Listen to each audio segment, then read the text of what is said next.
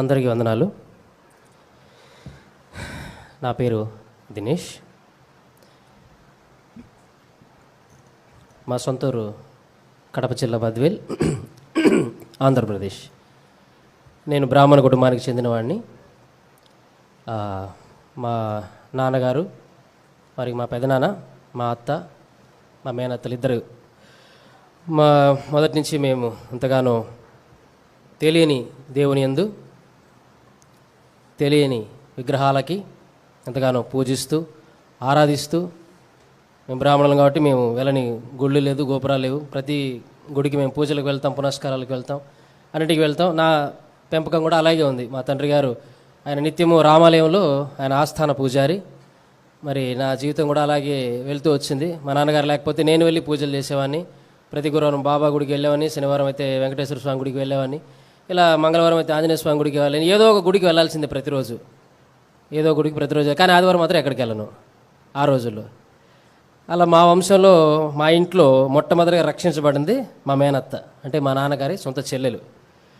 ఆవిడ చాలా నిష్ట కలిగినటువంటి వ్యక్తి. ఎప్పుడు కూడా మడిలోనే ఉంటారు ఆవిడ. మడి వస్త్రం ధరించుకొని, కాళ్ళకి చెప్పులు లేకుండా, తన స్వహస్తాలతో ఆవిడే భోజనం సిద్ధపరచుకొని ఆవిడే భోంచేసేది. అంత నిష్ట. బ్రాహ్మణ సమాజంలో కానీ మా ఊర్లో ఆవిడంటే తెలియని వాళ్ళు ఎవరు లేరు. మా నాన్న తెలియదేమో కానీ మా మేనత్త అంటే ఊర్లో అందరికీ తెలుసు. అంత ప్రసిద్ధి అనమాట.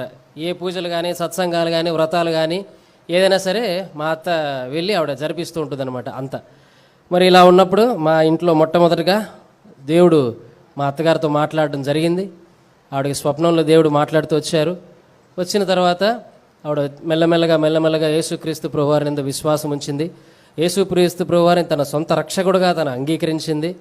అంగీకరించిన తర్వాత మా మేనమామ, అంటే ఆవిడ భర్త, ఆయన కూడా ఎప్పుడు కూడా అబ్జెక్షన్ చెప్పలేదు ఆవిడకి.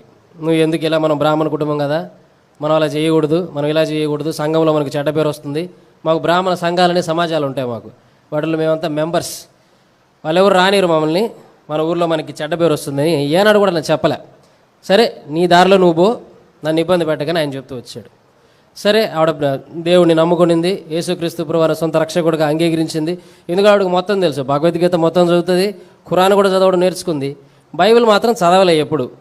ఇలాగే ఈ వీధిలోకి మామూలుగా సువార్త చెప్పే వాళ్ళు వచ్చినప్పుడు న్యూ టెస్టిమెంట్ అని బైబిల్ ఆవిడకి ఇచ్చారు.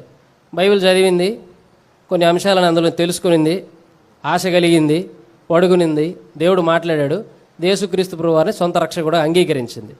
అంగీకరించిన తర్వాత బాప్తిసం తీసుకునింది. తర్వాత మా మేనమామ, అంటే ఆవిడ భర్త, తర్వాత ఆయన కూడా దేవుడు మెల్లగా తన మెల్లని స్వరంతో తన స్వప్నంలో మాట్లాడుతూ వచ్చారు. ఆయనకి ఎవరు చెప్పలే. మా అత్త కూడా నువ్వు ఖచ్చితంగా బాప్తిసం తీసుకోవాలి, నువ్వు దేవుని నమ్ముకోవాలని చెప్పి ఏనాడు కూడా ప్రలాపించలేదు. కాకపోతే ప్రార్థన చేస్తూ వచ్చేది ఆయన కొరకు, డైలీ వాక్యం చెప్తూ వచ్చేది. ఎందుకంటే ఈవిడ ఇంట్లో 4-5 సార్లు బైబిల్ చదువుతుంది, ప్రార్థన చేసుకుంటూ ఉంటుంది, గట్టిగా చేస్తుంది మా అత్త ప్రార్థన వినాలని చెప్పి. మామూలుగా అయితే వినడు కాబట్టి చాలా గట్టిగా చేస్తుంది ప్రార్థన. సరే వింటున్నాడు. ఒకరోజు మరి ఆయనకు దేవుడు తన స్వప్నంలో కనబడుతూ వచ్చాడు. కనబడిన తర్వాత ఎవరు చెప్పలేదు, ఆయనే చర్చికి రావడం మొదలుపెట్టాడు. మా అత్త పేరు లక్ష్మీదేవి. అరే లక్ష్మి, నేను నీతో పాటు చర్చికి వస్తాను రాని. ఆవిడ చాలా సంతోషపడింది. ఆయన చర్చికి వచ్చారు. తర్వాత మెల్లగా తన ఆత్మీయంగా ఎంతగానో ఎదుగుతూ వచ్చారు. మెల్లగా ఉన్న జంజం తీసేశారు, బాప్తిసం తీసుకున్నారు. ఇది వారిద్దరిది. వీళ్ళకి పెద్దదికి ఒక ఆవిడ ఉంది. ఎవరంటే మా మేనమామ తల్లి. ఆవిడ 90 సంవత్సరాల వయసులో బాప్తిసం తీసుకుంది. వీళ్ళిద్దరూ బాప్తిసం తీసుకునేది ఒక విషయం అయితే, ఆ జనరేషన్ వేరు. ఆవిడ 90 సంవత్సరాల వయసు అప్పటికి, ఎలాంటి అనారోగ్యం లేదు, చాలా హెల్తీగా ఉంటుంది ఆవిడ, ఇంటి పనులన్నీ చక్కగా చేస్తుంది. ఆవిడ కూడా యేసుక్రీస్తు ప్రభువారిని తన సొంత రక్షకుడుగా అంగీకరించి 90 సంవత్సరాల వయసులో బాప్తిసం తీసుకుంది. ఆవిడ కూడా అద్దాలు లేకుండానే బైబిల్ స్పష్టంగా చదువుతుంది ఆవిడ. ఇప్పుడు వీరు ముగ్గురు మొట్టమొదటిగా మా వంశంలో రక్షించబడ్డవారు. తర్వాత మా అత్త ద్వారా, ఎందుకంటే సువార్త చెప్పకుండా ఉండలేము, అది ఆగలేము, రుచి చూచి ఎరుగుతుంది అన్నట్టు ఆ రుచి చూశారు కాబట్టి ఇంక దాన్ని చెప్పకుండా ఉండలేదు. మా చిన్నగా మాకు చెప్తా వచ్చింది, మాకంటే ముఖ్యంగా నన్ను, ఎందుకంటే నన్ను పెంచింది వాళ్ళే. మా నాన్న మా అమ్మల దగ్గర కంటే నేను ఎక్కువ వాళ్ళ దగ్గర ఉండి పెరిగాను అనమాట. ఒరే నువ్వు చర్చికి రా, యేసుక్రీస్తు ప్రభువు సొంత రక్షకుడు అంటే సరే మంచిది, ఎందుకంటే వినాలి కదా, వినకపోతే మళ్ళీ మాత్రం నరుస్తుంది. సరే అలాగా కొన్ని రోజులు ఏంటంటే బలవంతంగా చర్చికి వెళ్తూ వచ్చాం. అంటే ఏంటంటే ఆదివారం వచ్చేసరికి చర్చిలో కనపడాలి మా అత్త ముందు. అక్కడికి వెళ్ళి వీడు చర్చికి వచ్చాడు, తర్వాత ఒక అరగంట ఆరాధన వాక్య వర్తమానిన తర్వాత మళ్ళీ మనం బయటికి వెళ్ళి మన పనుల్లో మనం ఉండేది. ఇలా నా జీవితం జరుగుతూ ఉంది. సరే, కొన్ని రోజుల తర్వాత నేను కూడా బైబిల్ చదవడం ప్రారంభించాను. అంత రక్షణ అనుభవం లేదు. ఈయన కూడా ఒక దేవుడే, అందరితో పాటు ఈయన కూడా దేవుడే. సరే, బైబిల్ చదువుతూ వచ్చాను. తర్వాత నాకు ఇంకా వివాహం చేసే సందర్భం వచ్చింది. వివాహం కూడా మా అత్తగారే మా ఊర్లోనే లోకల్ తెలిసినటువంటి వారి ద్వారా, విశ్వాసుల ద్వారా మరి ఒక మ్యారేజ్ ప్రపోజల్ రావడం జరిగింది. అప్పుడు ఏంటంటే మరి అంత పరిపక్వమైనటువంటి జీవితం కాదు. ఓకే, యేసుక్రీస్తు ప్రభువారు దేవుడు అంతవరకు వచ్చింది. ఆయన దేవుడు, మన కోసం వచ్చాడు, నా కోసం కాదు, మన కోసం వచ్చాడు, మన కోసం రక్తం పెట్టాడు. అప్పుడు నా రాలేదు, మా ఉంది. మన కోసం వచ్చాడు, మన కోసం రక్తం పెట్టాడు, ఇదే ఉంది. సరే, మరి బాప్తిజం వచ్చింది. బాప్తిజం అంటే అప్పుడు అంత అవగాహన లేదు. వాళ్ళు ఏమన్నా యేసుక్రీస్తు ప్రభువారు నువ్వు సొంత రక్షకుడుగా అంగీకరిస్తే నువ్వు బాప్తిజం తీసుకోవచ్చు అన్నారు.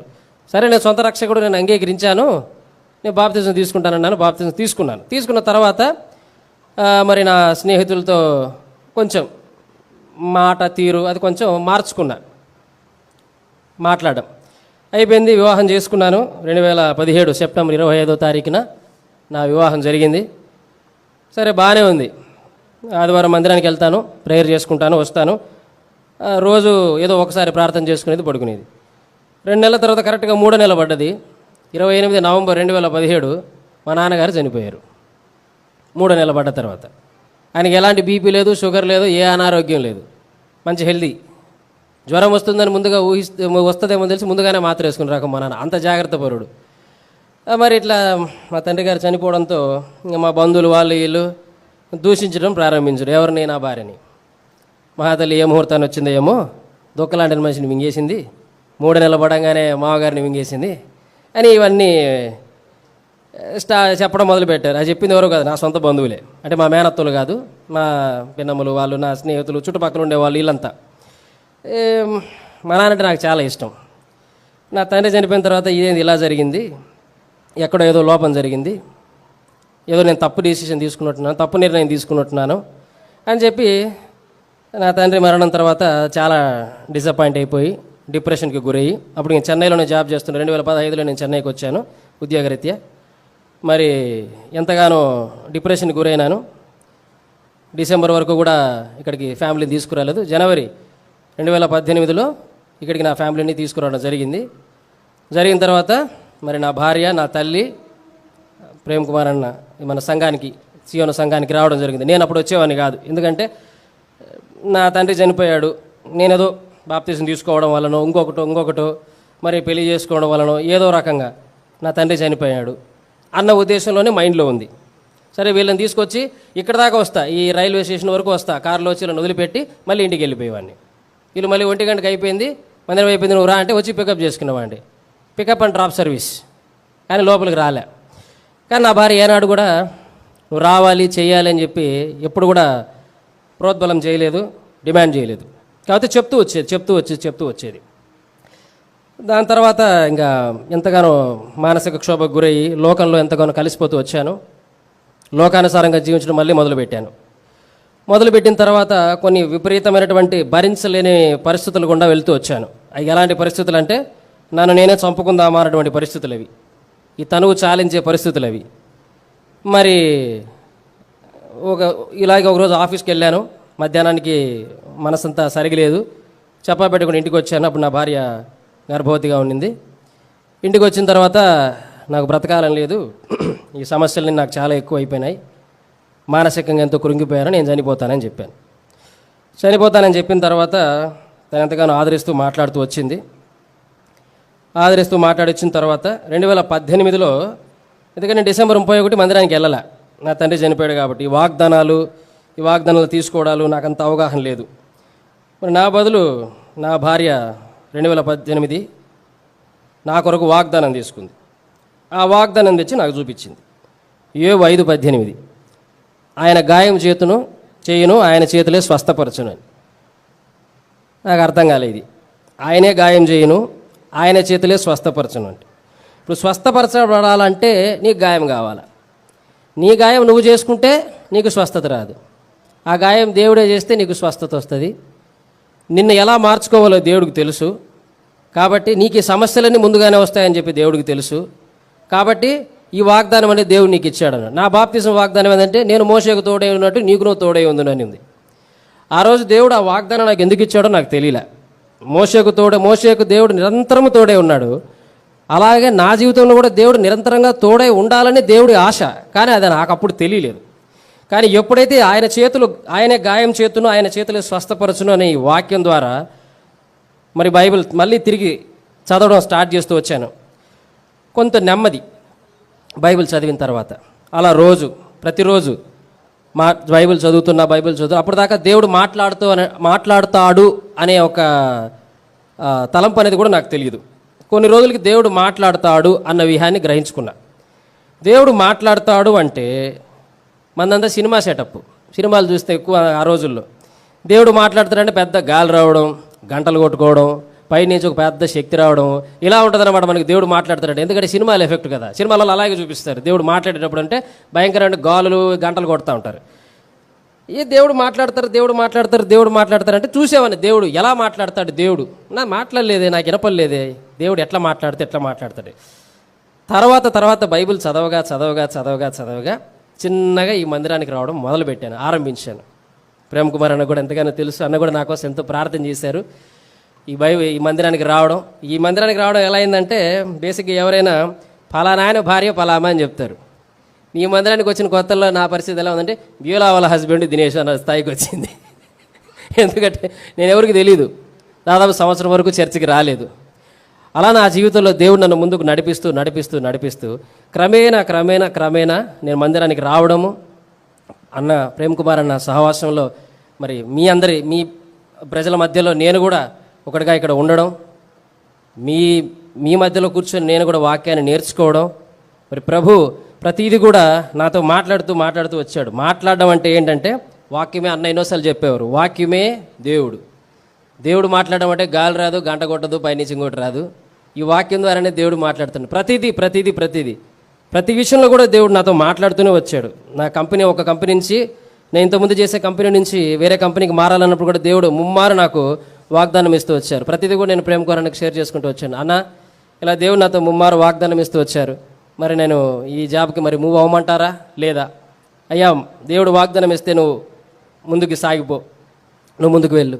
ఇలా ప్రతి విషయంలో మా అధికారుల దగ్గర నుంచి అంకులు చెప్పినట్టు ఇందాక రోమపత్రికలో ప్రతివాడు మీ పై అధికారులకు లోబడి ఉండేవాళ్ళని. నేను పాత కంపెనీలు చేసేటప్పుడు వాళ్ళు ఎలా ఉంటారంటే 5:30కి నాకు ఆఫీస్ అయిపోతుందంటే 5 గంటలకు డేటా ఇస్తారు. 5 గంటలకు డేటా ఇచ్చి 6 గంటలకు అంత డేటా కంప్లీట్ చేసిపోమని చెప్తారు. 5:30కి నేను బయలుదేరాలి ఇంటికి. 5 గంటలకు డేటా ఇచ్చి డేటా ముగించిపోమంటాడు. కోపం వస్తుంది, ఎదిరించాల్సి వస్తుంది. ఎదిరించాం కూడా ఆ రోజుల్లో. ఇలాగే దినపాఠాలు చదువుకుంటూ ఉన్నప్పుడు నేను ప్రతిదీ కూడా ఏంటంటే అండర్లైన్ చేసి పెట్టుకుంటా. యాక్చువల్గా ఈరోజు నేను చెప్పాలనుకున్నాను, కానీ అంకుల్ చెప్పారు, అయినా కూడా మీకు చెప్తున్నాను. ప్రతివాడు తన పై అధికారులకు లోబడి ఉండవలను అని చెప్పింది. ఇంకా ఆ రోజు నుంచి సరే, వాళ్ళు ఏది చెప్పినా కూడా ఎక్స్ట్రా టైం అయినా పని చేసి వెళ్ళేవాళ్ళు.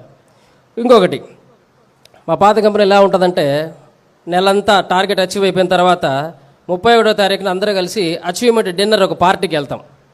ఆ పార్టీలో ఎలా ఉంటుందంటే తినేవాడు తింటాడు, తాగేవాడు తాగుతాడు, అన్నీ ఉంటాయి. అంటే మనకు అలాంటి అలవాట్లు ఏం లేవు. సరే, నేనేమనుకున్నానంటే సరే వెళ్దాం, మనం తాగము, మనం చెయ్యము, ఊరక ఉండేదే కదా. రేపు పార్టీ, ఈరోజు ముందు రోజు వాక్యం చదువుకుంటున్నాం, పేతురు రాసిన పత్రిక అనుకుంటాను అది.